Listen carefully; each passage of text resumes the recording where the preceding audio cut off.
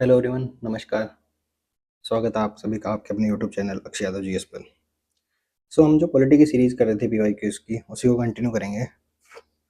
तो 2016 तक के हमने पीवाईक्यूज देख लिए थे, ठीक है। तो आज हम बात करेंगे 2017 के पॉलिटी की, ठीक है। अगर पहले किसी को डाउट है तो आज के भी कमेंट बॉक्स में मुझे बता सकता है किसी क्वेश्चन में, ठीक है। तो the first question is which of the following statement is are true of the fundamental duties of an Indian citizen, ठीक है। फंडामेंटल ड्यूटीज की बात हो रही, ठीक है। First statement is a legislature process has been provided to enforce this duties, ठीक है। सेकेंड है they are correlative to legal duties, ठीक है। तो फर्स्ट स्टेटमेंट लिखिए, a legislative process has been provided to enforce the duties, ये गलत है।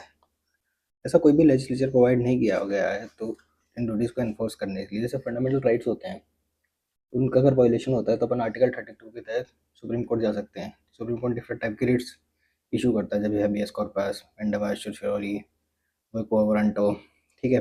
ये सब जो रिट्स हैं वो इशू करता है, पर ऐसा कोई भी लॉ नहीं है जो फंडामेंटल ड्यूटीज को एग्जीक्यूट कराने के लिए, फोर्स एनफोर्स कराने के लिए हो, ठीक है। तो पहला स्टेटमेंट गलत है, ठीक है।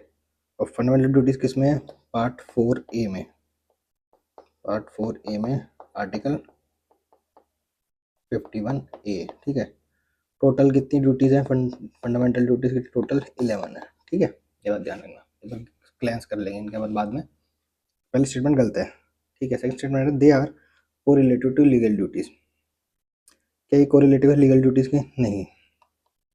क्यों नहीं है? क्योंकि जहाँ भी लीगल ड्यूटीज की बात होती है, अगर आप लीगल ड्यूटी फॉलो नहीं करोगे तो उसके लिए कोई ना कोई पेनल्टी होगी, ठीक है। जबकि जो फंडामेंटल ड्यूटीज हैं वो मोर और लेस या सिविक ड्यूटीज होती हैं, उनकी बात करता है। ऐसे जिनको ना भी फॉलो करें कुछ को, तो ऐसे आपके कोई पेनल्टी या उनके ऊपर कोई सजा नहीं है, ठीक है। तो इसलिए ये जो कोरिलेटिव टू लीगल ड्यूटीज नहीं है, ठीक है। नेक्स्ट क्वेश्चन की तरफ बढ़ते हैं। सेकंड क्वेश्चन इज, तो इसका आंसर हो गया neither one not two. Second question क्या है कि in the context of India, in the context of India which one of the following is the correct relation between rights and duties, ठीक है। Rights and duties, अभी जैसे पढ़ा था पहला क्वेश्चन भी, वो भी ऐसे ही, ठीक है। वो राइट्स एंड फंडामेंटल ड्यूटीज के बारे में था, ठीक है। अब है राइट्स एंड ड्यूटीज के बारे में। Rights are correlative with duties, ठीक है। Second statement rights are personal and hence independent of society and duties, ठीक है। Rights not duties are important for the advancement of personality of the citizen, ये तो गलत है, ठीक है। कि सिर्फ राइट्स जो है वो एडवांसमेंट करेंगे पर्सनैलिटी ऑफ सिटीजन की, ना कि ड्यूटीज नहीं करेंगे, तो ये तो गलत है, ठीक है। फोर्थ स्टेटमेंट है duties not rights are important for the stability of the state, duties not rights, ये भी गलत है। राइट्स भी इंपॉर्टेंट है स्टेबिलिटी ऑफ द स्टेट के लिए, ठीक है। Rights are personal and hence independent of society and duties, rights personal होते हैं तो independent of duties and society की नहीं है, ठीक है। ये गलत है। तो इसका पहला स्टेटमेंट जो rights and correlative with duties, rights and correlative with duties सही है, ठीक है। इसी तरह से नेक्स्ट क्वेश्चन की बात करते हैं। Consider the following statements. First, in the election of Lok Sabha or state assembly, the winning candidate must get at least 50% of the votes polled to be declared elected, ठीक है। Statement है according to the provisions laid down in the constitution of India, the Lok Sabha the speaker vote goes to the majority party and the deputy speaker goes to the opposition party। हमेशा ध्यान रखना, जब भी according to the provision laid down in the constitution, constitution क्या बात है, ज़्यादातर PYQs में जहाँ भी कॉन्स्टिट्यूशन में लिखा होगा वो स्टेटमेंट गलत होता है, ज़्यादातर बोल रहा हूँ मैं, ठीक है। तो स्टेटमेंट गलत है, ऐसा कॉन्स्टिट्यूशन में कुछ भी नहीं लिखा है, ठीक है। कि जो जीतेगा स्पीकर उसके पास जो स्पीकर की पोस्ट होगी वो जीतने वाली पार्टी के पास जाएगी और डिप्टी स्पीकर की अपोजिशन के पास, ठीक है। ऐसा कुछ भी नहीं लिखा है। जो लोकल जो एमपी चुन के आते हैं या एमएलए चुन के आते हैं वो खुद ही अपने स्पीकर और डिप्टी स्पीकर चुनते हैं, ऐसा कुछ भी कॉन्स्टिट्यूशन में नहीं लिखा है, ठीक है। तो ये स्टेटमेंट गलत है। फर्स्ट जो स्टेटमेंट है in the election of Lok Sabha और state assembly the winning candidate must get at least 50% of the votes poll to be declared well elected, ऐसा भी नहीं है। हमारे देश में क्या जितनी भी परसेंट की पोलिंग होगी, जो हाईएस्ट वोट टेकर होता है वो जीतता है। तो first past the pole system बोलते हैं, first past the pole system, ठीक है, ठीक है। First past the pole system होता है, first past the post system, sorry, first past the post system, FPPS, ठीक है। First past the post system, तो ये भी गलत है भाई। जिसके ज़्यादा वोट, मान लो 10 कैंडिडेट्स यहाँ पे, फर्स्ट वाले को 100 आए हैं, दूसरे वाले को 105 आए हैं, तीसरे वाले को 99 आए हैं, ठीक है। तो जो हाईएस्ट होगा 105 वाला वो जीत जाएगा। ऐसा नहीं है कि उसको जैसे 300 वोट्स पोल हैं कि तो 151 ही लेने पड़ेंगे, ऐसा नहीं होता है, ठीक है। जो फर्स्ट होगा इन सब में वो जीत जाएगा। तो first past the post system कहलाता है, ठीक है। तो ये भी दोनों स्टेटमेंट्स गलत है, neither one nor two. The next question is the mind of the makers of the Constitution of India is reflected in which of the following, ठीक है। कि जो माइंड है मेकर्स ऑफ द कॉन्स्टिट्यूशन है उसका reflection कहाँ दिखता है, ठीक है। तो पहला है ऑप्शन है प्रियम्बल, सेकंड है फंडामेंटल राइट, थर्ड है डीपीएसपी और फोर्थ है फंडामेंटल ड्यूटीज, ठीक है। तो किसमें दिखता है, जो प्रियम्बल है उसमें सब दिखता है, जो आइडियोलॉजीज हैं या फिलोसॉफिकल आइडियोलॉजीज जो भी फाउंडेशंस हैं इन कॉन्स्टिट्यूशन की वो इसी में दिखती हैं, सारी दिखती हैं, ठीक है। और जो भी ऑब्जेक्टिव है फंडा जो अपने कॉन्स्टिट्यूशन के जैसे लिबर्टी, जस्टिस, इक्वालिटी, फ्रेटर्निटी, ये सभी भी इसी में दिखते हैं, ठीक है। इसी के साथ जो प्रिंसिपल्स हैं इंडियन कॉन्स्टिट्यूशन के जैसे डेमोक्रेटिक सेकुलरिज्म, सोशलिज्म, वो सब भी अपन को प्रियम्बल में दिखते हैं, ठीक है। तो किस में रिफ्लेक्ट हो रहा है, प्रियम्बल में रिफ्लेक्ट होता है। जैसे फंडामेंटल राइट्स है वो सिर्फ राइट्स की बात कर रहा है, DPSP social and economic rights की बात करता है, वेलफेयर ऑफ द सोसाइटी की बात करता है, ड्यूटीज जो सिविक्स और मॉरल ड्यूटीज उनकी बात करता है, सब सेपरेट है। जो प्रियम्बल है सभी है। So moving towards the next question. For the election to the Lok Sabha, a nomination paper can be filed by. So लोक सभा इलेक्शन के लिए नॉमिनेशन पेपर कौन फाइल कर सकता है, एनीवन रिसाइडिंग इन इंडिया, कि जो भी कोई भी है जो रिसाइड कर रहा है इंडिया में वो कर सकता है, a resident of the constituency from which the election is to be contested, या any citizen whose name appears in the electoral roll of a constituency, या एनी सिटीजन ऑफ इंडिया। देखो, nomination paper can be filed by any citizen of India whose name appears in the electoral roll. जो भी nomination है उसका electoral roll में नाम होना बहुत जरूरी है। देखो, एनीवन डिसाइडिंग इन इंडिया तो नहीं हो सकता कि भाई देश में तो कोई भी रह सकता है, बाहर का भी रह सकता है, डिसाइड कर रहा है तो ऐसा नहीं होगा, ठीक है। A resident of the constitution from which election to be contested, ऐसा भी नहीं है, ठीक है। एनी सिटीजन ऑफ इंडिया वो भी नहीं है, कोई भी सिटीजन ऑफ इंडिया होगा वो नहीं कर सकता, ठीक है। तो जिसका भी नाम इलेक्टोरल रोल में होगा वही नॉमिनेशन पेपर फाइल कर सकता है, ठीक है। और इसी के साथ ये भी आप सब जान सकते हैं कि जो कंटेस्टेंट होता है लोकसभा इलेक्शन का वो कौन कौन सी मिनिमम क्वालिफिकेशन को जो फुलफिल करनी पड़ेंगी अगर वो जो इलेक्शन लड़ना चाहते हैं। तो कॉन्स्टिट्यूशन में कुछ रिक्वायरमेंट्स दी हुई हैं, अगर आप लोकसभा इलेक्शन लड़ना चाहते हैं कॉन्स्टिट्यूशनल रिक्वायरमेंट्स है कुछ, if you want to contest the Lok Sabha election. पहली क्या है कि सिटीजन ऑफ इंडिया होना चाहिए आपको अगर इलेक्शन लड़ना है तो, सिटीजन ऑफ इंडिया, ठीक है।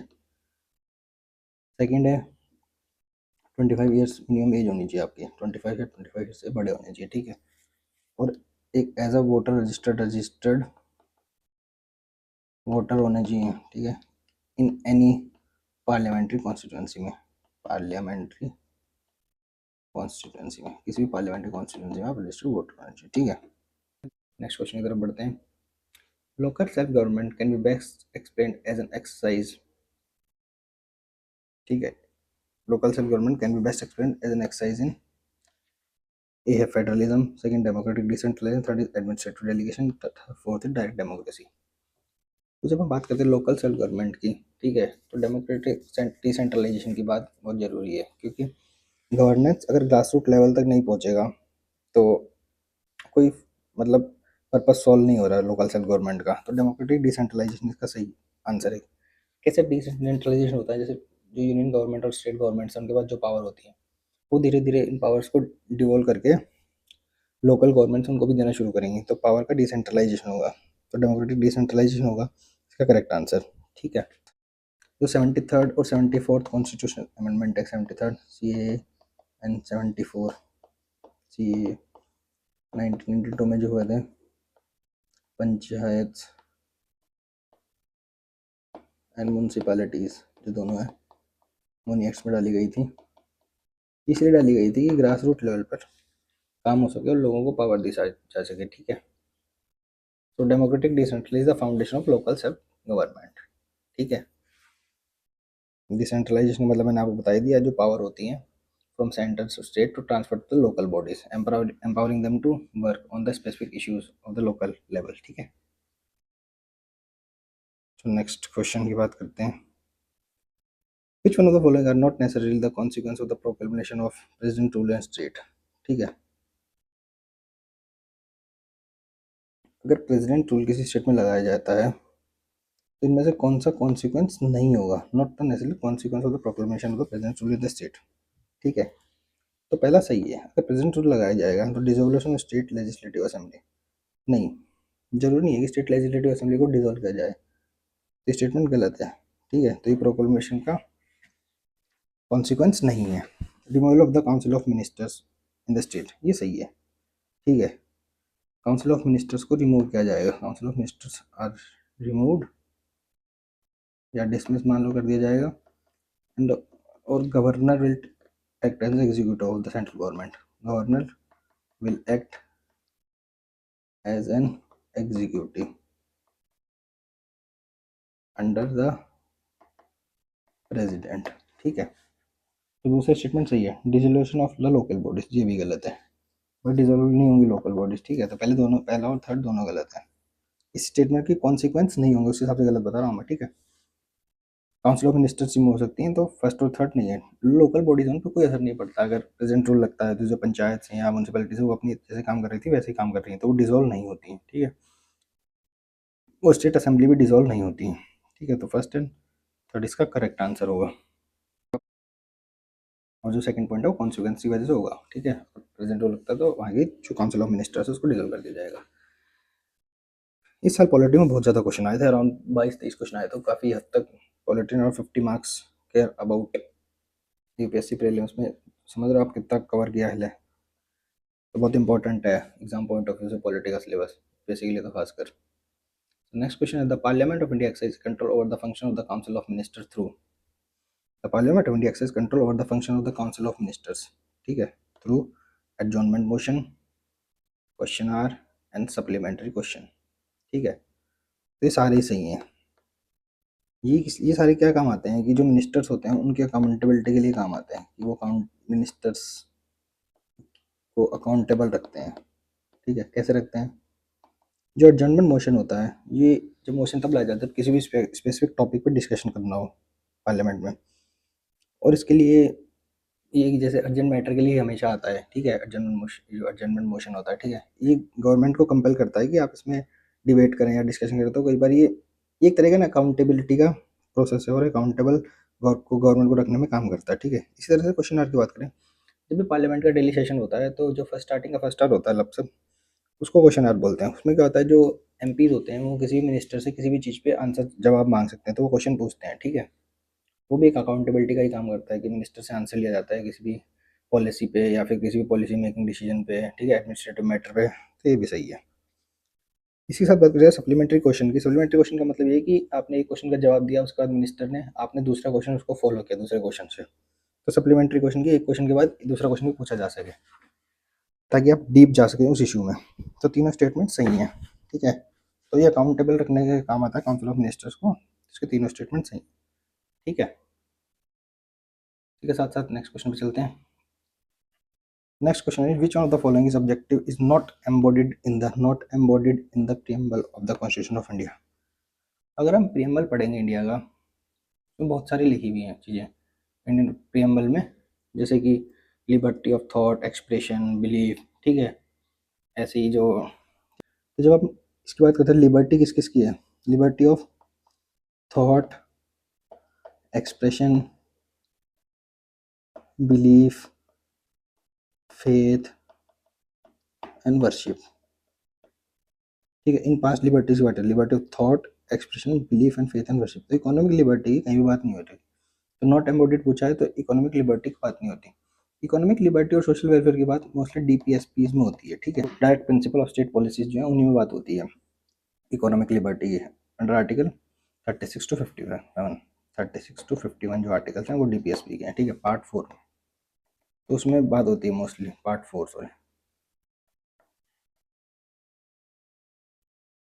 ठीक है, अगला क्वेश्चन क्या है, out of which of the following statement choose the one that brings out the principles underlying the cabinet form of government.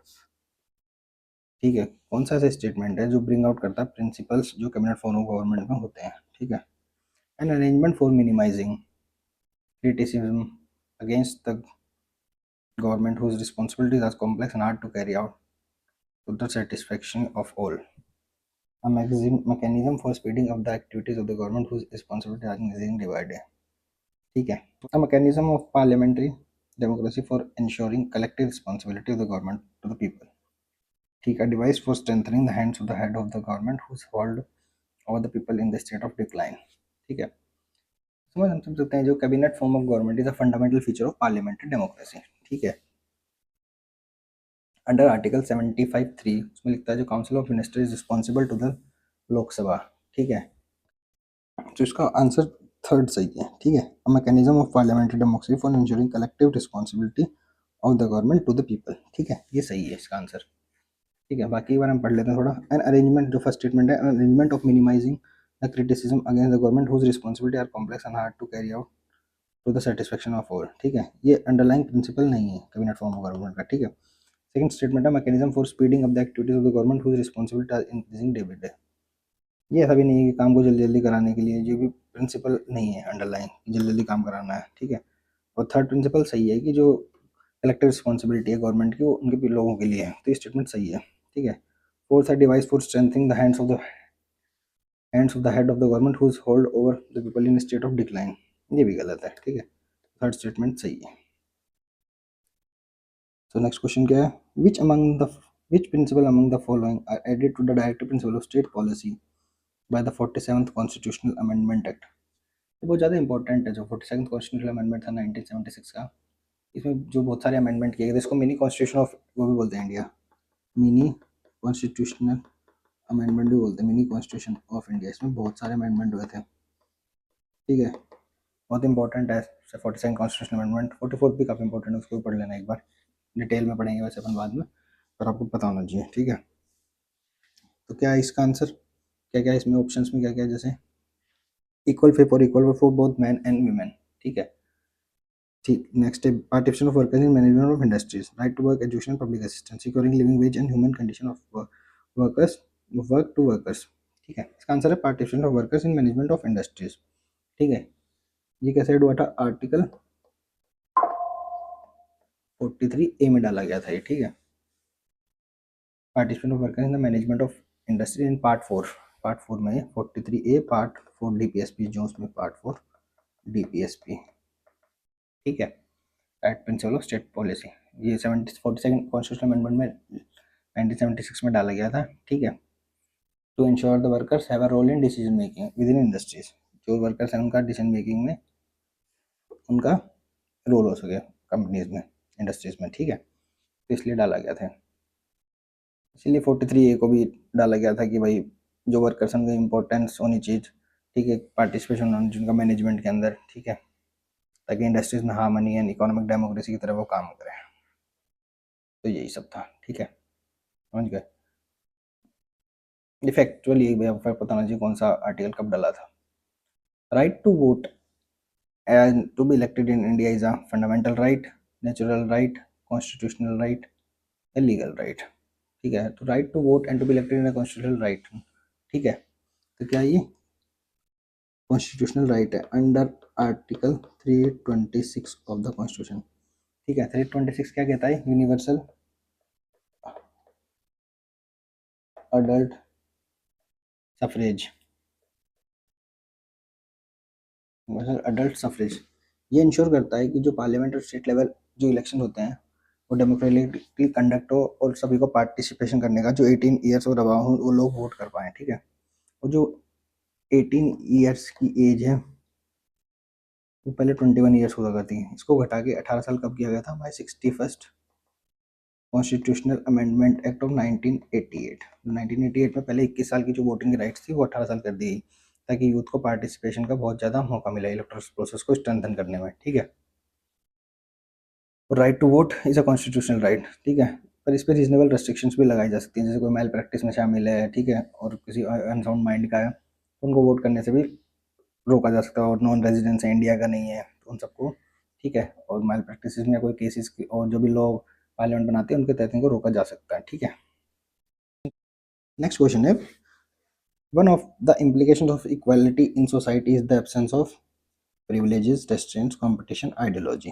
इनमें से किसकी एब्सेंस होगी ताकि सोसाइटी इक्वलिटी काम करे, प्रिविलेजेस. Option is privilege. देखो, अगर हम सबको इक्वली ट्रीट नहीं करेंगे, मान लीजिए कुछ लोगों को प्रिविलेज दी जा रही है किसी मैटर में, तो वो एज एन फेयर ट्रीटमेंट काम नहीं करेगा, ठीक है। तो सोसाइटी में इक्वालिटी नहीं रहेगी। तो कोई भी प्रिविलेज होगा वो एज एन नेगेटिव वे में काम करेगी किसी को भी, ठीक है। अपोजिट टू इक्वालिटी काम करती है वो सब, क्योंकि जो प्रिविलेज लेंगे वो एक तरह के एडवांटेज पे रहेंगे जो बाकी सब हैं उनसे, ठीक है। तो प्रिविलेज नहीं होना चाहिए। With reference to the parliament of India consider the following statement, ठीक है। पहला है, a private members bill is presented by a member of parliament who is not elected but only nominated by the president of India. ऐसा नहीं है। देखो जो भी बिल होता है, any bill which is tabled by any member other than minister, कोई भी बिल हो वो मिनिस्टर के अलावा जो भी टेबल करेगा वो एक प्राइवेट मेंबर्स बिल कहलाता है, ठीक है। ठीक है, तो ऐसा नहीं है कि वो सिर्फ नॉमिनेटेड मेंबर्स ही कर सकते हैं। तो जो भी बिल है वो मिनिस्टर्स के अलावा, क्योंकि जो मिनिस्टर्स द्वारा जो बिल टेबल किया जाता है उसको गवर्नमेंट्स बिल बोलते हैं, क्योंकि वो सरकार के जो मिनिस्टर्स है वो टेबल करते हैं, तो इसलिए गवर्नमेंट बिल बोलते हैं उनको। और जो बाकी मेंबर कोई भी हो पार्लियामेंट में, बाकी सब जो बिल पेश करेंगे वो प्राइवेट मेंबर्स बिल ही कहा जाएगा, ठीक है। Recently a members bill has been passed in the parliament of India for the first time in the history. ऐसा नहीं है, पहले भी पार्लियामेंट के प्राइवेट मेंबर्स बिल पास हुए हैं, तो ये स्टेटमेंट भी गलत है, ठीक है। अब तक का अराउंड 10-15 अराउंड 14 हो गए सो टोटल, तो 14 बिल्स पास हुए हैं जो प्राइवेट मेंबर्स बिल हैं, पर मोस्टली इनके चांसेस कम होते हैं पास होने के, क्योंकि गवर्नमेंट का सपोर्ट नहीं मिलता है दोनों साइड से, ठीक है। कई बार अपोजिशन का मेंबर बिल लाएगा तो रूलिंग पार्टी उसको वोट नहीं करती है, तो इस वजह से बिल लैप्स हो जाते हैं, ठीक है। तो इसका आंसर होगा neither one not two, correct पूछा है, ठीक है, neither one not two. Further moving towards the next question, the main advantage of parliamentary form of government is that the executive and legislative work independently. It provides continuity of policy and it's more efficient. The executive remains responsible to the legislature. The head of the government cannot be changed without the elections. जो पहला statement है, the executive and legislative work independently, ये parliamentary नहीं, presidential form of government का है। Presidential का part है ये, प्रेसिडेंशियल फॉर्म ऑफ गवर्नमेंट होगी ना, वहाँ पे ऐसा होता है, जैसे कि यूएसए एग्जाम्पल के तौर पे, ठीक है। The executive work and legislative work independently, जो टर्म गवर्नमेंट अभी एज प्रेजेंट में वो एक दूसरे के इंडिपेंडेंटली काम करते हैं, ठीक है। इसी तरह से सेकंड स्टेटमेंट है, it provides continuity of policy and more efficient, ये भी प्रेसिडेंशियल के लिए है, ठीक है। जो पॉलिसी को कंटिन्यूटी करने और एफिशिएंटली काम करने काम आता है। The executive remains responsible to the legislature, ये है पार्लियामेंट्री फॉर्म ऑफ गवर्नमेंट के लिए। तो तीसरा पॉइंट सही है, C is the correct option. The executive remains accountable to the legislator under article 75 clause 3 of the constitution. The council of ministers is responsible to the parliament and in particular to the lok sabha, ठीक है।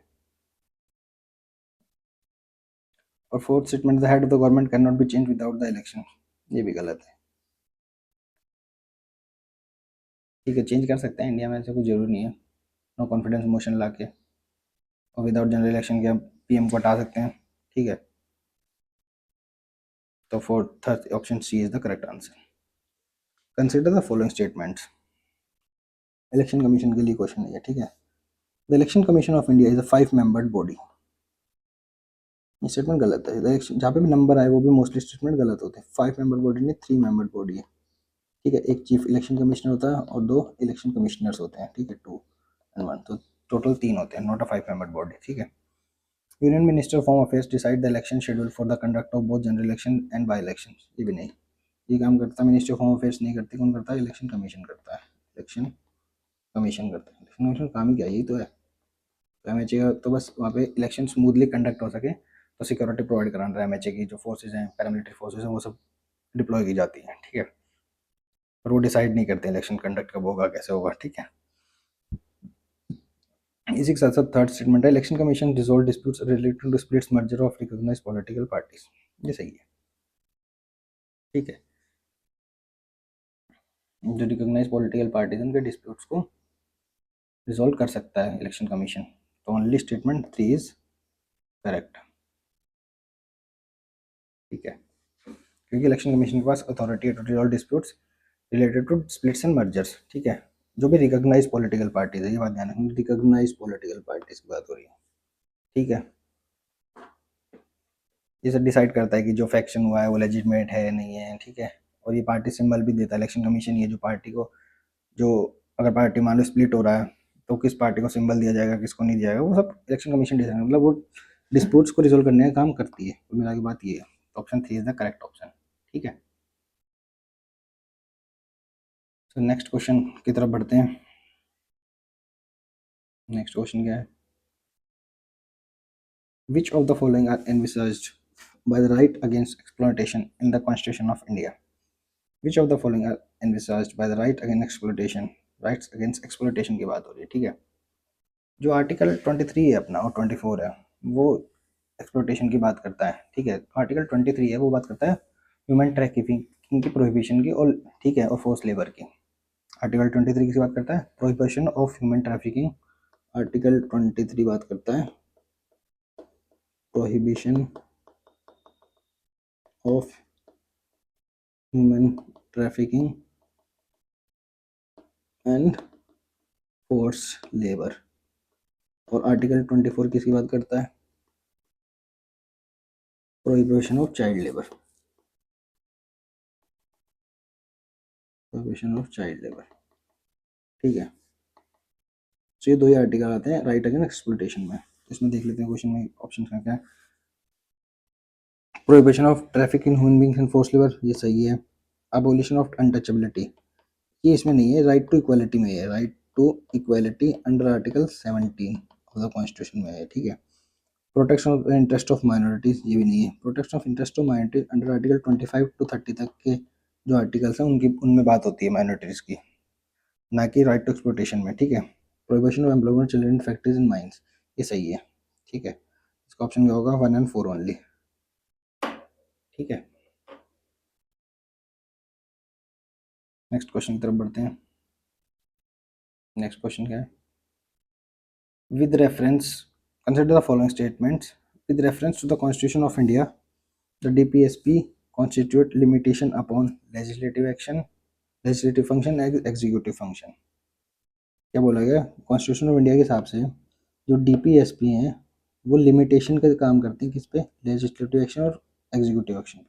तो ऐसा नहीं है, दोनों statement गलत है। क्यों गलत है, जो डीपीएसपीज हैं वो पॉजिटिव इंस्ट्रक्शंस हैं स्टेट के लिए, ना कि उनके लिमिटेशन की तरह काम करता है। तो कोई भी जैसे लॉ पास करेगी या बिल बना रही है तो गाइडिंग प्रिंसिपल्स की तरह काम करता है डीपीएसपी, तो उनके लिमिटेशंस की तरह काम नहीं करता है लेजिस्लेटिव एक्शन पे। तो लिमिटेशन की बात नहीं है, तो लिमिटेशन वर्ड पे फोकस करना थोड़ा, ठीक है। तो पहला स्टेटमेंट भी गलत है और एग्जीक्यूटिव फंक्शन भी गलत है, ठीक है। क्योंकि जो एग्जीक्यूटिव फंक्शन की बात है, डीपीएसपी होते हैं वो नॉन जस्टिफाइबल होते हैं, ठीक है। Under article 37 of the constitution, under article 37 of the constitution वो जस्टिफाइबल नहीं होते हैं, ठीक है। सो ये सिर्फ गाइडिंग गोल्स की तरह काम करते हैं एग्जीक्यूटिव एक्शंस पे इन पॉलिसी मेकिंग, ठीक है। तो दोनों ऑप्शंस गलत हैं और ऑप्शन होगा डी। तो कोई भी लिमिटेशंस नहीं की तरह काम नहीं करता डीपीएसपी एग्जीक्यूटिव फंक्शन और लेजिस्लेटिव फंक्शन पे, ठीक है। नेक्स्ट क्वेश्चन है, which one of the following statement is correct, correct statement पूछिए। Rights are claims of the states against citizen, rights हैं क्लेम के स्टेट के सिटीजन्स के विरुद्ध, तो ये स्टेटमेंट गलत है। भाई सिटीजन्स के होने चाहिए ना rights, claims against the state, not not the state against the citizen. Second statement है, rights are privileges which are incorporated in the constitution of a state, rights हैं वो प्रिविलेज होते हैं, तो ये भी गलत है, ठीक है। क्योंकि प्रिविलेज एंड राइट्स एक जैसे नहीं होते हैं, ठीक है। राइट्स फंडामेंटली एंटाइटलमेंट होते हैं, ठीक है। प्रिविलेज कुछ स्पेशल लोगों को ही गारंटी दी जाती है, ठीक है, जैसे गवर्नर को, प्रेसिडेंट को, तो ये सब ये गलत है, ठीक है। Rights are claim of the citizen against the state, ये सही है, ठीक है। राइट्स होते हैं वो सिटीजन्स को क्लेम होते हैं against the state, against their arbitrary action, ठीक है। क्योंकि स्टेट की ड्यूटी है to protect and respect the dignity of the individual, ठीक है, और इंडिविजुअल के राइट्स को प्रोटेक्ट करना, ठीक है। तो थर्ड स्टेटमेंट सही है। Rights are privilege of a few citizen against the many, ये भी गलत है कि भाई सिर्फ कुछ लोगों को ही जो प्रिविलेज मिले, rights are privilege of few, कुछ ही लोगों को राइट्स मिले बाकी सबको नहीं मिले, ठीक है, ज़्यादा लोगों को ना मिले, तो ये भी गलत है। तो सी ऑप्शन इसका करेक्ट आंसर है, ठीक है। Moving towards the next question, which one of the following statement which one of the following is not a feature of the Indian federalism? Indian federalism की बात हो रही है, ठीक है। There is an independent judiciary in India, ये सही है, इंडिया में इंडिपेंडेंट जुडिशरी है, इसमें नॉट पूछा अपन से, ठीक है, ये ध्यान रखना। इंडिया में इंडिपेंडेंट जुडिशरी है, क्योंकि जो सुप्रीम कोर्ट है उनके नीचे हाई कोर्ट है, उनके नीचे डिस्ट्रिक्ट कोर्ट्स या लोअर कोर्ट्स हैं, ठीक है, ठीक है, तो इंडिपेंडेंट है सब एक दूसरे के, ठीक है। Powers have been clearly divided between the central state, ये भी सही है। Union list, state list, concurrent list, power divided है, ठीक है, क्लियरली कि कौन से को मैटर पे कौन लॉ या रूल बना सकता है, ठीक है। The federating units have been given unequal represented in the Rajya Sabha, ये भी सही है। जो हमारी है वो पॉपुलेशन के हिसाब से राज्यसभा में जो स्टेट्स हैं उनको वो दी जाती है, मतलब रिप्रेजेंटेशन। जैसे दिल्ली में 7 लोकसभा की सीट्स हैं, शायद एक ही राज्यसभा की सीट है। ऐसे यूपी बिहार में यूपी में 80 लोकसभा की सीट्स हैं और राज्यसभा की सीटें कम है, उनकी पॉपुलेशन के हिसाब से डिस्ट्रीब्यूट की जाती हैं, ठीक है। एग्जैक्ट नंबर मुझे याद नहीं है, पर वो पॉपुलेशन के हिसाब से है। तो टोटल 250 राज्यसभा की सीट्स हैं as compare to 545 of the total number of seats of the Lok Sabha, ठीक है। तो unequal representation of in the Rajya Sabha होता है, ठीक है। पर ऐसा नहीं, यूएस में ऐसा क्या होता है कि जो भी स्टेट होती है उन सबको 2-2 सीट्स दी हुई हैं। तो यूएसए में 50 स्टेट्स हैं, सबको 2-2 लोगों का रिप्रेजेंटेशन दिया, तो टोटल 100 मेंबर्स हैं वहाँ पे, ठीक है, जिनका अपर हाउस है उसमें। पर अपने इंडिया में ऐसे नहीं है, इंडिया में पॉपुलेशन के हिसाब से दिया हुआ है, ठीक है। और फोर्थ स्टेटमेंट क्या है? It is the result of agreement among the federating units, तो ऐसा नहीं है, इंडिया में एग्रीमेंट नहीं है। तो इसका जो सही आंसर है वो फोर्थ है, क्योंकि नॉट पूछा अपन से, तो फोर्थ स्टेटमेंट इज करेक्ट। ये इंडियन फेडरलिज्म का फीचर नहीं है, ये यूएस फेडरेशन का पार्ट है, क्योंकि इंडियन कॉन्स्टिट्यूशन का जो आर्टिकल 1 है, आर्टिकल 1 ऑफ इंडियन कॉन्स्टिट्यूशन क्या कहता है? India that is Bharat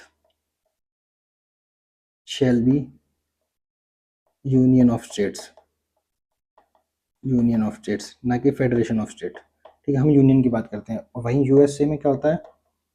federation of state, federation of states, ठीक है। तो फेडरेशन में क्या होता है कि जो स्टेट्स चाहे वो कभी भी अपने यूनियन से अलग हो सकती है, पर इंडिया में ऐसा नहीं है, ठीक है। स्टेट्स को इतनी पावर नहीं है कि वो यूनियन को छोड़ के जा सकते हैं, इसलिए यूनियन ऑफ स्टेट्स यूज होता है इंडिया में, ना कि फेडरेशन ऑफ स्टेट्स। तो फोर्थ स्टेटमेंट इस ऑप्शन का करेक्ट आंसर है, ये इंडियन का फेडरलिज्म का फीचर नहीं है।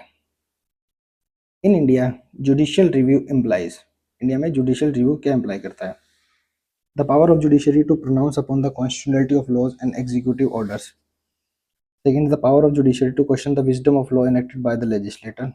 The power of the judiciary to review all the legislation enacted before they are assented to the president.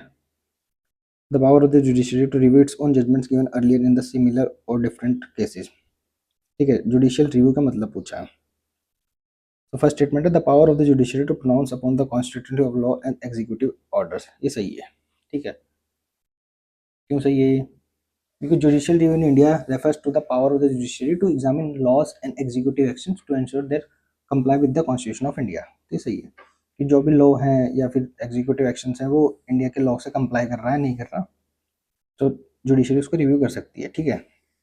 Second statement जो लिखा है the power of the judiciary to question the wisdom of the laws enacted by the legislature, ये सब wisdom of the laws ये नहीं करती है, ठीक है। जुडिशियल रिव्यू का मतलब ये नहीं है, ठीक है, कि विजडम सही है नहीं है वो सब नहीं देखती है, ठीक है। इसी का third point the power of the judiciary to review all the legislator enactment before they are assented, नहीं वो ऐसा नहीं करती कि सभी लेजिस्लेटर को चेक करे प्रेसिडेंट के पास जाने से पहले, ये भी काम नहीं है, ठीक है, जुडिशियल रिव्यू का। The power of the judiciary to review its own judgments given earlier in the similar और डिफरेंट केसेस, ये पावर सही है, पर ये इस क्वेश्चन के लिए ये परफेक्ट नहीं है, ठीक है। जुडिशरी अपने जजमेंट्स को रिव्यू कर सकता है, सुप्रीम कोर्ट है, हाई कोर्ट है, वो अपने ऑन जजमेंट्स को रिव्यू कर सकता है, पर अभी जो बात हो रही है the power of the judiciary to pronounce upon the constitutionality of laws and executive orders, ठीक है, तो ये सही है।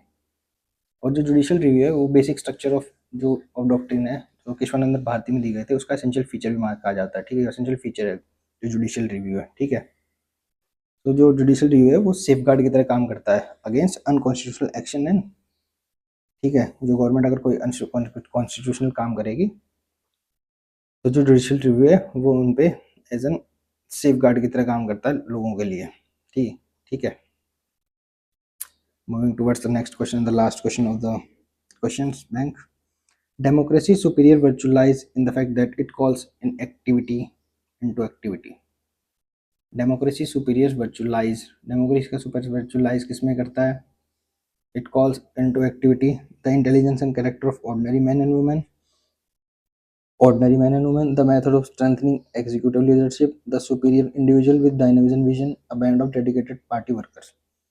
ये तो गलत है कि डेमोक्रेसी सुपीरियर वर्चू क्या होगा कि dedicated band of party workers तो नहीं होना चाहिए. A superior individual with dynamism vision, superior individual क्या होगा? जैसे शक्तियाँ उसके पास, ये भी गलत है. ठीक है. डेमोक्रेसी सुपर वर्च्यू क्या होगा कि जो इंटेलिजेंस है वो कैरेक्टर हो ऑर्डिनरी मैन एंड वुमेन का. ठीक है. Because democracy is build on citizens participation, तो जो जो लोगों का पार्टिसिपेशन वो होना चाहिए. ठीक है. तो इसमें क्या होता है, जो कलेक्टिव विजडम होगी लोगों की वो दिखनी चाहिए, ना कि कुछ पर्टिकुलर जो हाई क्लास या एलिट क्लास लोग हैं उनकी नहीं, बाकी सबका ही जो वेलफेयर होना चाहिए उनका और पार्टिसिपेशन होना चाहिए, इंगेज होने चाहिए सभी लोग. ठीक है. इसका आंसर फर्स्ट ही सही है. ये भी गलत है. The method of strengthening executive leadership, executive leadership की भी कोई बात नहीं हो रही है. ठीक है. डेमोक्रेसी सुपीरियर वर्च्यू की बात करें तब कह रहा हूँ मैं. ठीक है. तो सिर्फ पहला स्टेटमेंट सही है. सो आज के लिए इतने क्वेश्चन से. आई होप आपको ये वीडियो पसंद आया होगा. Do subscribe to my YouTube channel. अगर आपको कंटेंट अच्छा लग रहा है तो प्लीज़ जुड़िए हमसे. और बाकी किसी को कोई भी डाउट हो तो कमेंट बॉक्स में बता सकता है. Thank you. जय हिंद.